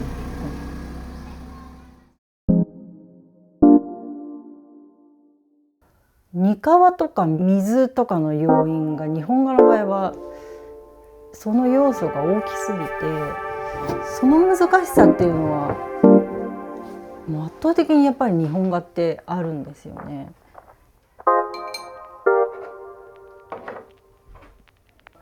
破綻の部分が深みになっていることが多くて、なんかここちょっと濃くなっちゃったとか、ここだけに皮が抜けてるとか、すごいもたつきが出ちゃったなとか、技術上の失敗みたいなものが結果的にリカバリーしながら進めていく上で割とその深みになっているっていうか、唯一無二なものになっているような感じがして、これだけ手をかけて一人の女の子を大切に描いた集積っていうものの意味っていうのはすごくあると思うんですよね。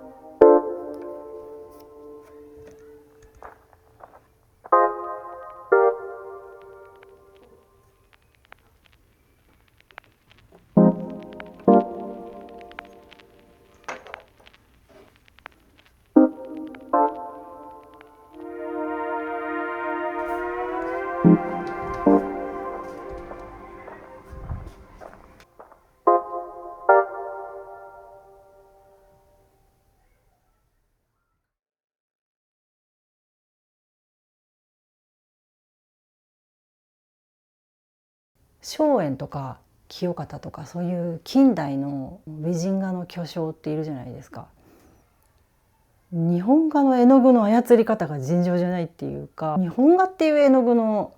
素晴らしさを遺憾なく発揮していて、なんか難しいとか言ってる場合じゃないっていう感じなんですよね。その素晴らしい深みといったらないんですよ。だから本当はそういう領域に行きたいんですよね。なんかその岩絵の具の美しさも出しつつ、女性の丸さとか雰囲気とか自分が描きたいと思った姿をちゃんと表現できているっていう、なんか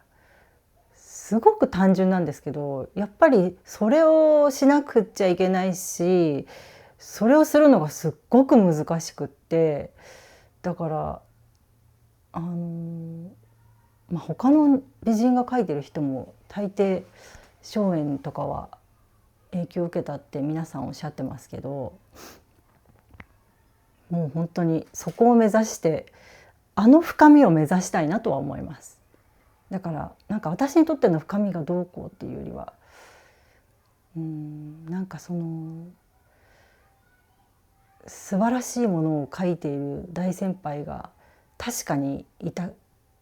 ので、なんかやっぱりあそこまでの深みにはできれば持っていきたいなって思うことがありますね。難しいですけども。はい。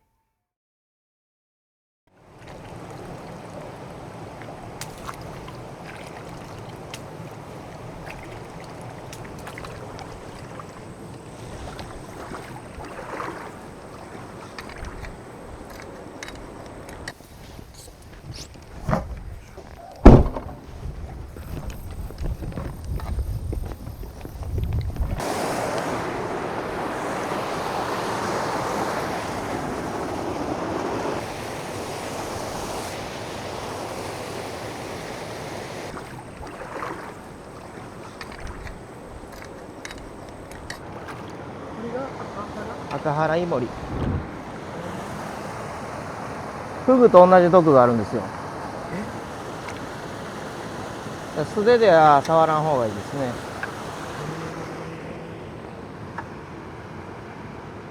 ね。一匹一匹お腹の模様が違って、これ10センチの。毒あるんですね。触っても手洗えばいいんですけど、それで粘膜系をこすると良くない。可愛いですよね。すごい。でも綺麗ですね。お腹の。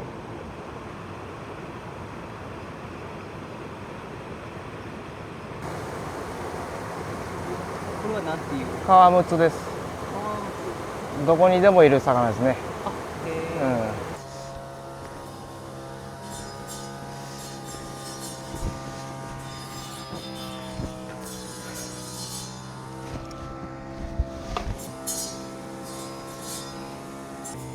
ウサギかな。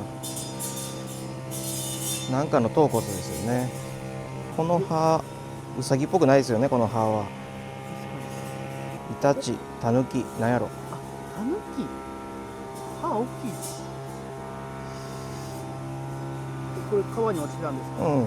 たまに見つけますよ。鹿の角とかね。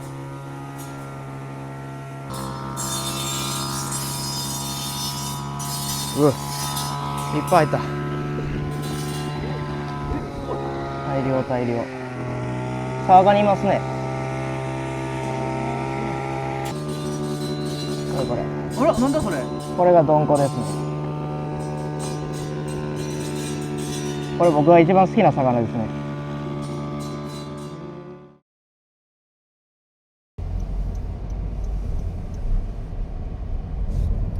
このフィールドワークって西久松さんにとってはめっちゃ重要な活動。そうですね。やっぱり魚をメインに今川で取ってましたけど、耳から入ってくる情報とか匂いとかね、自分の中に溜まっていって、こう作品の中に現れてくるような感じがあるかなとは思ったりするし、やっぱり五感でスケッチするっていうか、そういう感覚がすごく大事にしてるところですよね。盗作の時間とかも思い出したりするもんですか？捕まえてる時間とか探してる時間。それはあんま考えてないですね。ああ、そうですか。なんか作品にするためのフィールドワークはそれはそうなんですけど、なんか作品にするのはこう二の次っていうか、やっぱり観察して自分のこう知識的なこう、関心とかそういうのをこう満たしてやるっていうところの方が大きいかなって感じですね。だから僕の作品ってちょっとね、よくね超常ギガの話をされるんですよ。僕の作品を見た時に超常ギガをこう連想するみたいなことをねこう言われるんですけど、僕的にはその超常ギガを意識したことは一切ないんですよ。だけどどことなくちょっとこう愛嬌があったりとか、こう表情があったりとか、人間的な動きをしてるっていうのは、それは全てもやっぱり観察の結果そういう動きをしてるから、事実をこうつぶさに描いているっていう感じなんですけどね、僕としては。で絶対的な距離感みたいなのがあって、最初の1匹を描くと必然的に2匹目3匹目のその位置が決まってくるんですよ。だから同種やったらここまでは行くけどここ以上は近づかないで、別の種類やったらもうこれ以上は行かないっていうギリギリのねラインがあって、その小さな緊張感が大きな調和を生み出してるんですよ、自然っていうのは。だから僕もそれを意識してやっぱり配置はしていくんですよね、作品の中で。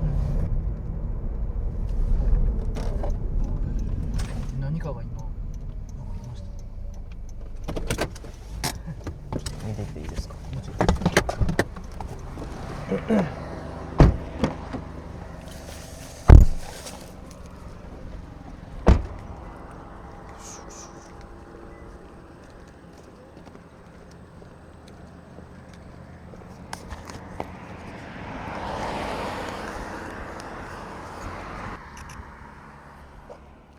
これはあれを記録したいっていうのはどういうところから考えてるか。記録したくならないですか？いやまあいやでもどうかな。だって、あれ例えばまあその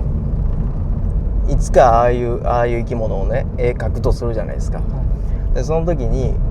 まあ動物園なりなんなり見に行くで、スケッチとかする。だけど基本的にピタッとは止まってくれないですよね。ピタッと止まってくれないし動き回ってるし、で自然界でこう見かけるやつなんか一瞬でどっか行っちゃうし、でそういう時にやっぱりああいう静止した状態、剥製みたいなものですよね。静止した状態のつぶさに観察できる資料があればやっぱ違いますよね。